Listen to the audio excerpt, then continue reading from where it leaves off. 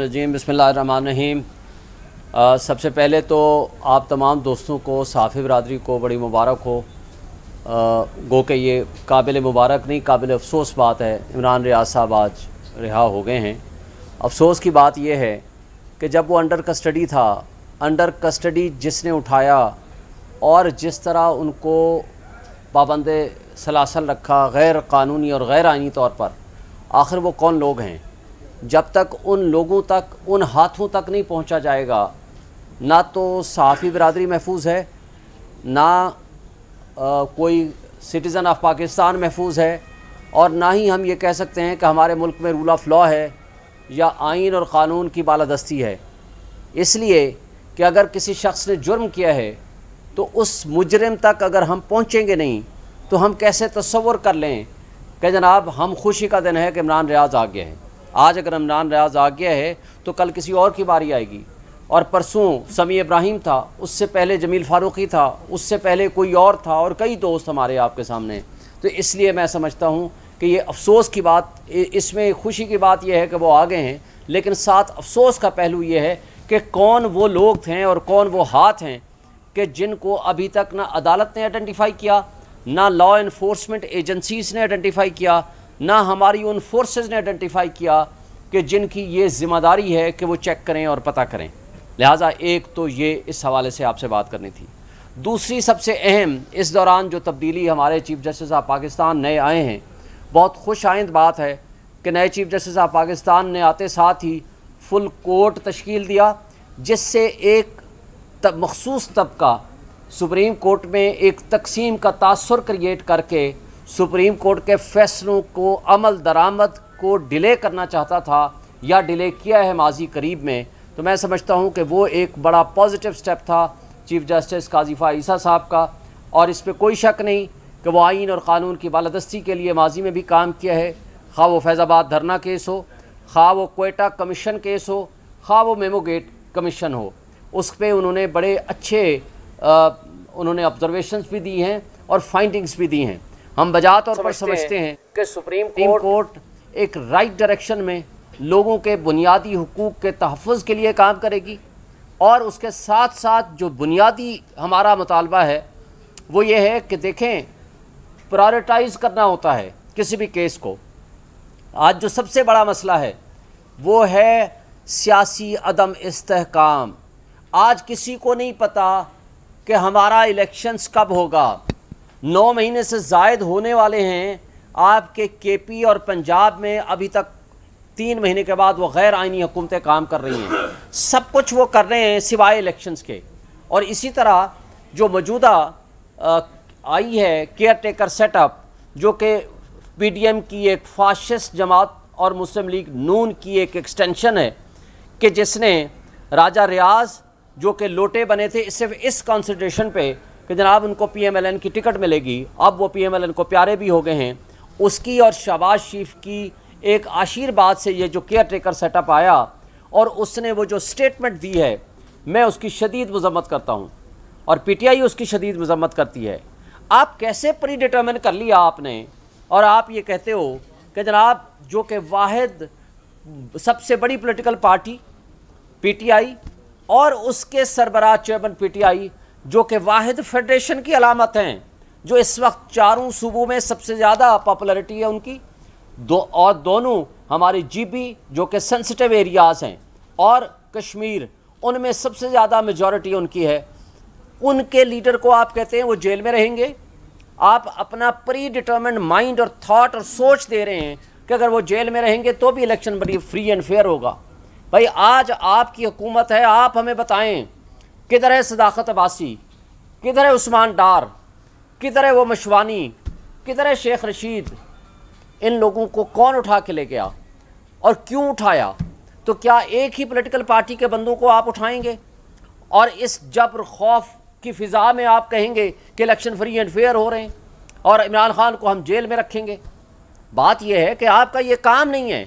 आपका काम है फैसिलिटेट करें for the purpose holding free and fair election. आपकी नज़र में सब बराबर पार्टीज़ होनी चाहिए, आपकी नज़र में लेवल प्लेइंग फील्ड होना चाहिए, और उसके साथ साथ जो सबसे इम्पॉर्टेंट बात है कि इलेक्शन कमीशन ऑफ पाकिस्तान तारीख नहीं दे रहा और प्रेसिडेंट ऑफ पाकिस्तान ने अंडर आर्टिकल 48 सब आर्टिकल 5 तारीख दे दी जो कि 6 नवंबर है। अब कहा जा रहा है, एक झूठी मूठी एक प्रेस रिलीज़ भी जारी कर दी गई है, कहा गया है कि जनाब जनवरी के किसी हफ्ते में जनाब तारीख आ जाएगी। मैं सवाल ये करता हूँ कि एक तारीख प्रेसिडेंट ऑफ पाकिस्तान ने 9 अप्रैल तारीख दी थी, दूसरी तारीख प्रेसिडेंट ने with the consultation of election commission, actually ये तारीख इलेक्शन कमीशन ने दी थी, वो थी 30 अप्रैल। फिर इन्होंने एक रात को बैठ के उस 30 अप्रैल को अपने पास अथॉरिटी ना होने के बावजूद 8 अक्टूबर कर दी। 6 महीने हमारे कान पक गए थे ये सुनते सुनते कि 8 अक्टूबर को इलेक्शन है। किधर गई वो 8 अक्टूबर? इसका मतलब है वो झूठ था, इसका मतलब है कौम को धोखा देने के मुतरादिफ था। फिर उसके बाद 8 अक्टूबर के बाद आज मैं समझता हूँ कि फिर अगेन उसी तरह का तर्ज अमल अडॉप्ट किया जा रहा है। ये काबिल अफसोस है। देखें, सियासी अदम इस्तेहकाम की बुनियाद पर जो सिचुएशन क्रिएट हो गई है, मुझे बताएं एशियन डेवलपमेंट बैंक की 3 दिन पहले की रिपोर्ट, उन्होंने ये कहा है कि आधे आपके 1/3 मसाइल तब हल होंगे कि जब आप फ्री एंड फेयर इलेक्शंस कराएंगे। आप इलेक्शंस की तरफ जाएंगे तो आपकी सियासी अदम इस्तेहकाम ख़त्म होगा।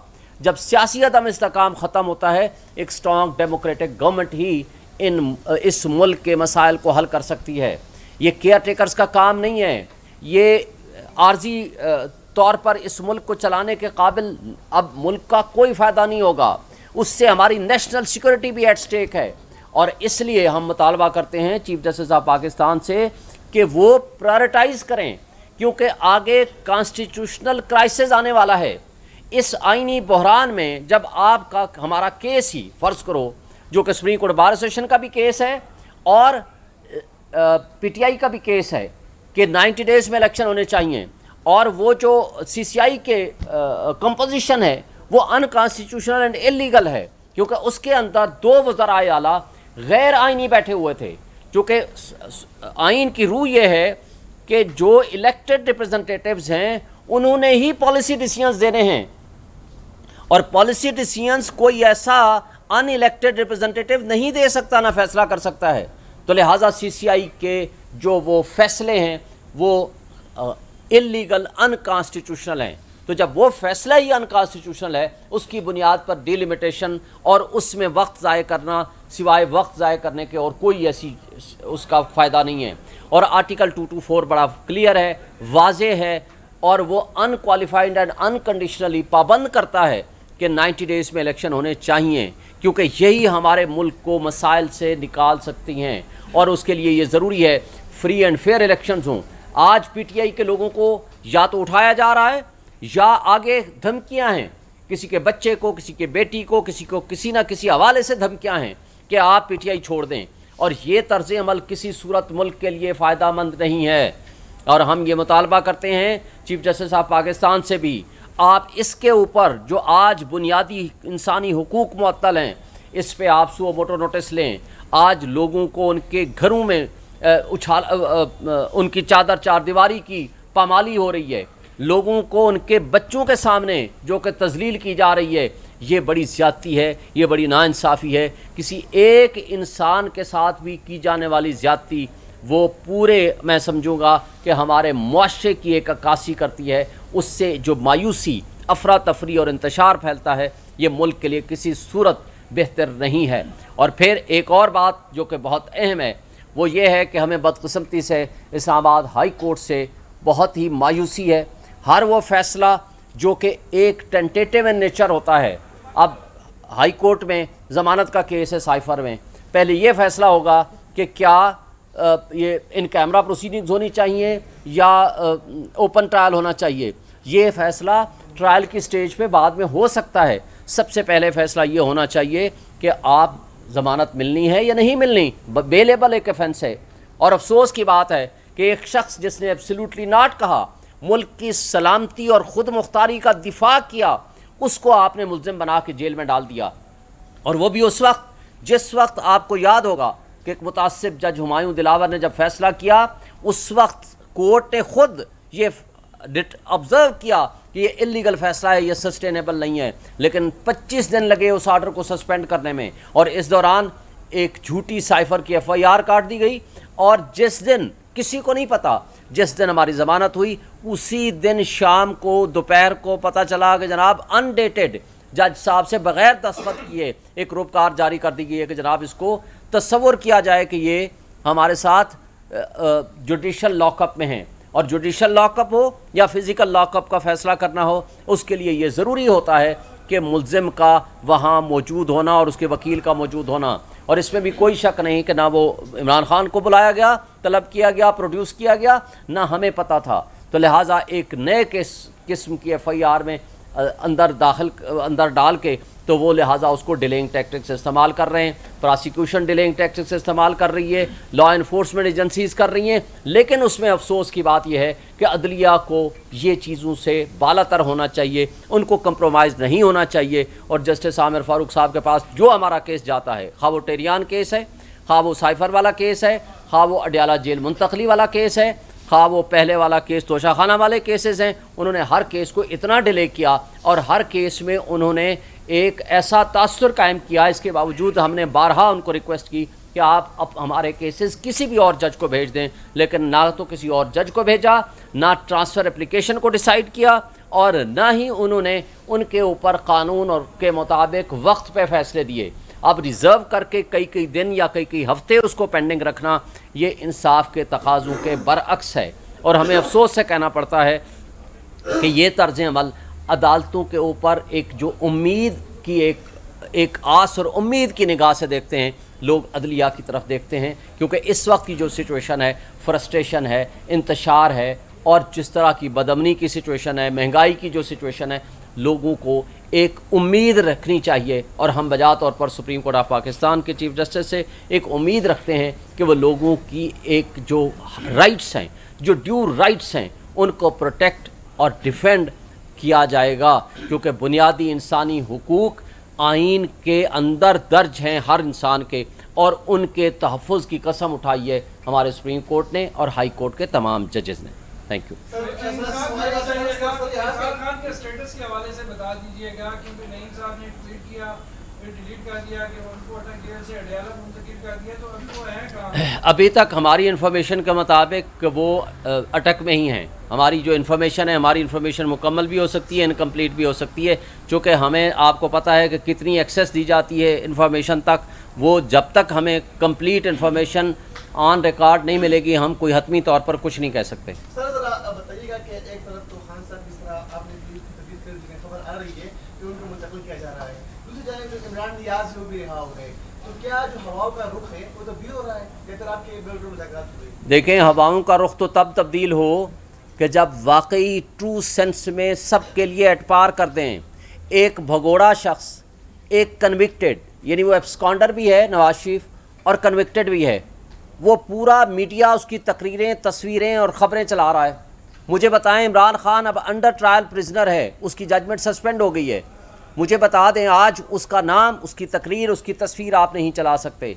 ये क्या हवाओं के रुख तब्दील हुए हैं? तो मैंने जैसे पहले आपको नाम लिए, किधर हैं हमारे सारे लीडर्स? सबको उठाया जा रहा है। आज से 3 दिन पहले जो इबाद फारूक के साथ हुआ, मुझे बता दें, ये कोई इंसानियत है? किसी का बच्चा मर गया और वो आपके गलत हरकतों से, उसी पुलिस की हरकतों से फौत हुआ, शहीद हुआ बेचारा, और उसके जनाजे के ऊपर से जो ही उसने नमाज फेरी, उसको उठा के ले गए उसके बाप को, और अपने बच्चे को कब्र में भी नहीं दफनाने दिया। ये है आपकी ब्रुटैलिटी। इसको हम क्या तस्वर करेंगे? मैंने जैसे नाम लिया, सदाकत किधर है, उस्मान डार किधर है, बाकी मशवानी किधर है? कई लोग हैं जो अभी तक उठाए हुए हैं और बाकियों के ऊपर थ्रेट है। तो इसलिए हम ये समझते हैं कि ऐसा माहौल नहीं होना चाहिए। ये ना मुल्क के लिए बेहतर है, ना हमारे इदारों के लिए बेहतर है, ना हमारी इंटरनेशनल लेवल पे जो हमारा ह्यूमन राइट्स जो वॉच डॉग्स इनको देख रहे हैं, ना उसके लिए कोई बेहतर है। Thank you.